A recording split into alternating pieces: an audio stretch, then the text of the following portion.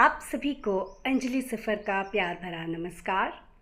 मैं एक बार फिर हाजिर हूँ आज लेखकों की दुनिया के नए एपिसोड के साथ, और आप सभी की उत्साहवर्धक प्रतिक्रियाएं हमें लगातार अलग अलग मीडियम्स पर मिल रही हैं।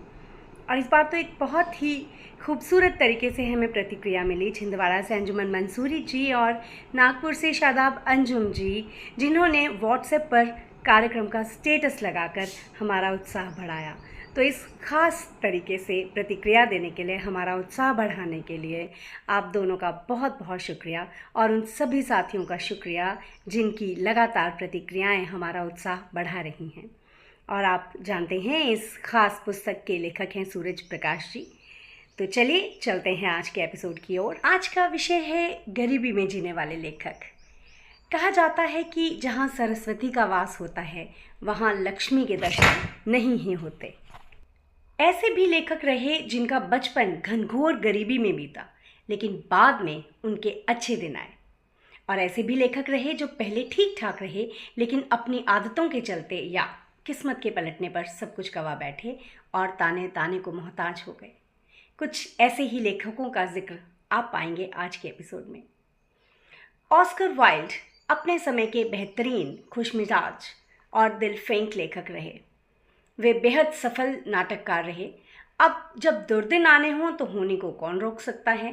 कुछ लोगों से बेहुदा व्यवहार कर बैठे, गिरफ्तार हो गए, फैसला उनके खिलाफ हुआ, कानूनी पचड़े में दिवालिया हो गए और पेरिस में एक होटल में 46 बरस की उम्र में बदहाली में गुजरे। एकांकी नाटक के जनक भुवनेश्वर बेहद गरीबी में रहे। अक्सर खाने और पहनने तक के लिए दूसरों पर निर्भर रहते।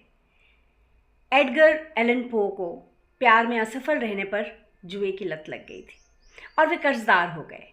पास में पैसे नहीं, रोजगार नहीं और ऊपर से शराब की लत। जिंदगी पटरी से उतर गई।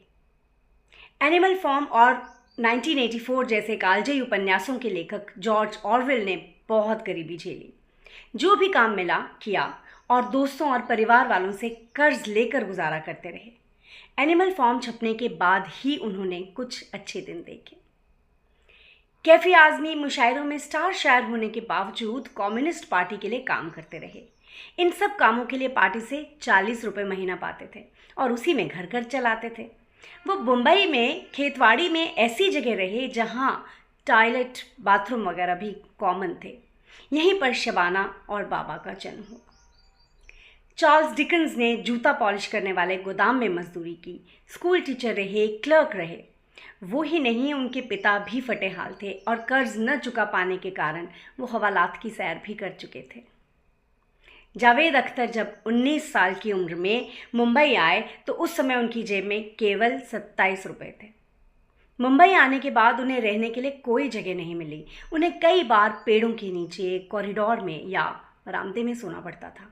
कई दिनों तक उन्हें बिना खाए पिए भी रहना पड़ता। ज्ञानपीठ पुरस्कार पाने वाले पंजाबी लेखक गुरदयाल सिंह ने बचपन में 12-12 घंटे बढ़ई का काम किया, मजदूरी की, दिन रात लगकर ठेके पर पानी की टंकियां बनाई। कई बार बेरोजगार भी रहे।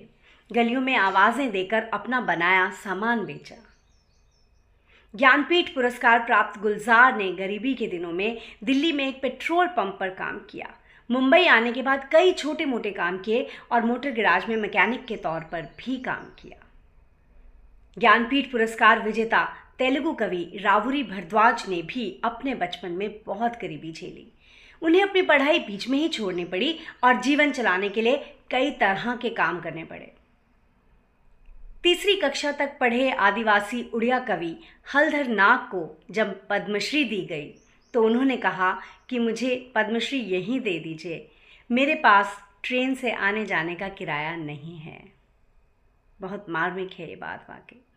धूमिल रोजगार के लिए कलकत्ता गए और वहां पर लोहा और लकड़ी ढोने का काम करते रहे।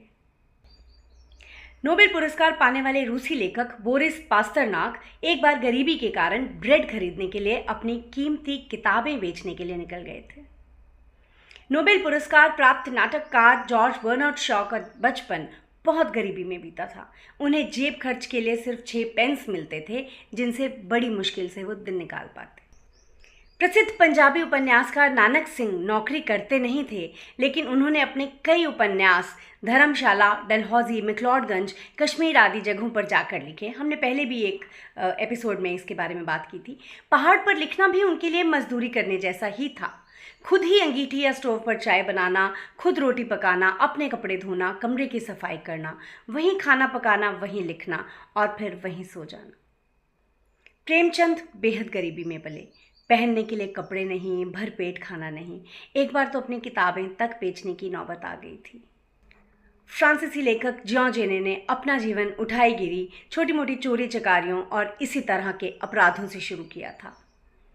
बांग्ला कवि शक्ति चट्टोपाध्याय बेशक बोहेमियन जीवन जिए, लेकिन इससे उनके कवि कद में कोई अंतर नहीं पड़ा। सबके दरवाजे उनके लिए खुले रहते। बांग्ला लेखक मधुसूदन दत्त को नशे की लत ने उन्हें आजीवन कई आर्थिक और मानसिक तकलीफें दी। इंग्लैंड में वे सिर से पैर तक कर्ज में डूबे रहे। कई बार जेल तक जाने की नौबत आ जाती। मंटो ने गरीबी के कई दौर देखे। दोस्तों से उधार मांगने की नौबत आ जाती। कई बार नकद पैसों के लिए अखबार के दफ्तर में बैठकर कागज पेन मांग कर कहानियां लिखीं। मराठी जनकवि पद्मश्री नारायण सुर्वे कचरे के डिब्बे में मिले थे। फुटपाथों पर ही बड़े हुए, मिल मजदूर रहे, कुलीगिरी की, कैंटीन में काम किया और बाद में स्कूल में चपरासी का काम करते थे। मराठी लेखक अन्ना भाऊ साठे ने कुली का काम किया, वेटर बने, मजदूरी की, कुत्तों की देखभाल की नौकरी की, घरेलू नौकर रहे, बूट पॉलिश की। अच्छे दिन आने पर उनकी किताबें 27 भाषाओं में अनुदित हुई। मराठी लेखक चंद्रकांत खोत लंबे अरसे तक बंबई में 7 रस्ता के पास एक चाल में रहे। जब वहां भी रहना संभव न रहा तो उन्होंने अपने जीवन के आखिरी कुछ साल मुंबई के चिंचपोखली के एक मंदिर में बिताए। महान कथाकार जैक लंडन का बचपन मेहनत मजदूरी में बीता। हर तरह के धंधे किए। महान लेखक राहुल सांकृत्यायन ने कलकत्ता में तंबाकू की दुकान में काम किया। साधु बने तो खाना बनाना नहीं आता था। भिक्षा मांगकर पेट भरते रहे। पैदल और बिना टिकट भी यात्राएं की। मुक्तिबोध ने संघर्षपूर्ण और अभावों वाला जीवन जिया। हमेशा कर्ज तले दबे रहते। कई बार तो लेनदारों से छुपते छुपाते भी गलियां पार करनी पड़ती थी। मोबी डिक के लेखक हरमन मेलविले अब तक के महान अमेरिकी लेखक माने जाते रहे हैं। उनकी पहली किताब छपते ही बेस्ट सेलर हो गई थी और 30 एक बरस के होते होते वे खासे सफल हो चुके थे। लेकिन सफलता हर समय साथ नहीं देती। आर्थिक रूप से कमज़ोर हुए तो हालात खराब होते ही चले गए। बेहद खराब दिन देखे उन्होंने। रूसी कथाकार गोरकी ने कई तरह के धंधे किए। बेकरी मजदूर का काम किया, होटलों में प्लेटें धोई और बेहद कठोर जीवन जिया। वे झुग्गी झोंपड़ी में कंगालों और अनाथों के बीच रहे। गरीबी के कारण एक बार आत्महत्या करने तक की कोशिश की। आपको जानकर हैरानी होगी कि रूसी भाषा में गोरकी का मतलब ही मुफलिसी होता है। अपने लिए उन्होंने यही नाम चुना था। लक्ष्मण गायकवाड़ ने भयंकर गरीबी देखी। खाने के लिए चूहे समेत सभी चौपाए, जड़ें, पत्तियां और कुछ भी न मिलने पर कई कई दिन तक सिर्फ पानी पीकर गुजारा किया। खाना नहीं, कपड़े नहीं, किताबें नहीं, अपमान और मार भरपूर। एक बार तो लगातार 9 दिन तक भूखे रहे। लोकगीतों के बादशाह देवेंद्र सत्यार्थी जीवन भर फक्कड़ रहे और खाली हाथ दूसरों के सहारे लोकगीतों की तलाश में मारे मारे फिरते रहे। लोकप्रिय अमेरिकी लेखक ओ हेनरी जब मरे तो सिकंदर की तरह खाली हाथ थे। शराबखोरी ने उनकी यह हालत बना दी थी कि कहानी लिखने के लिए एडवांस पैसे ले लेते और शराब पीने बैठ जाते। शरद चंद्र बेशक बेहद गरीबी में पले, लेकिन मनोवैज्ञानिक तौर पर वो बहुत अमीर थे। उन्हें और उनके परिवार को घर चलाने के लिए दूसरों पर निर्भर रहना पड़ता था। शैलेश मटियानी ने आर्थिक और मानसिक रूप से बहुत कठिन दिन गुजारे। बंबई में फुटपाथ पर भी रहे। मुफ्त के लंगरों में या मंदिरों में या जहां भी मुफ्त का खाना मिलता था उन लाइनों में वो लगे। कभी पुलिस के डंडे और घूंसे थप्पड़ खाए। जब आवारा बच्चों की तरह पुलिस वाले उन्हें पकड़ कर ले जाते थे तो उन्हें बड़ा अच्छा लगता था कि कम से कम सोने की जगह मिलेगी और खाना तो मिलेगा ही। चाट हाउस और ढाबों पर जूठे बर्तन धोए, ग्राहकों को चाय के गिलास पहुंचाए, रेलवे स्टेशन पर कुलीगिरी की। सबसे कम उम्र में साहित्य अकादमी पुरस्कार पाने वाले लोकप्रिय पंजाबी कवि शिव कुमार बटालवी की शराबखोरी के कारण आखिरी समय में ये हालत हो गई थी कि पैसे के लिए उन्हें शादियों के सेहरे लिखने पड़े।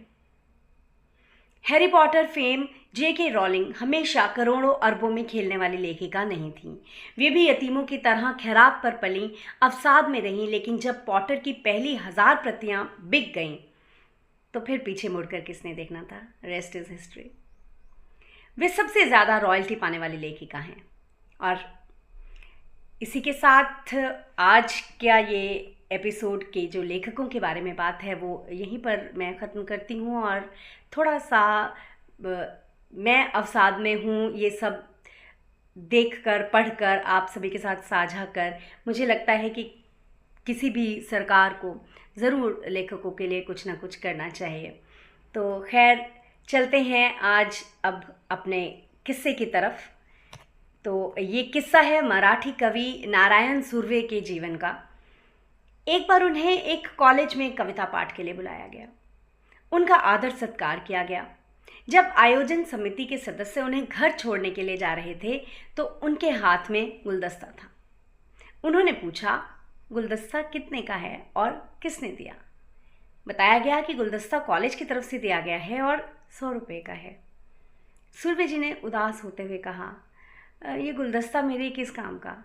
इसके बदले मुझे 100 रुपये नकद ही दे देते तो मैं अपनी बीवी के लिए साड़ी खरीद लेता।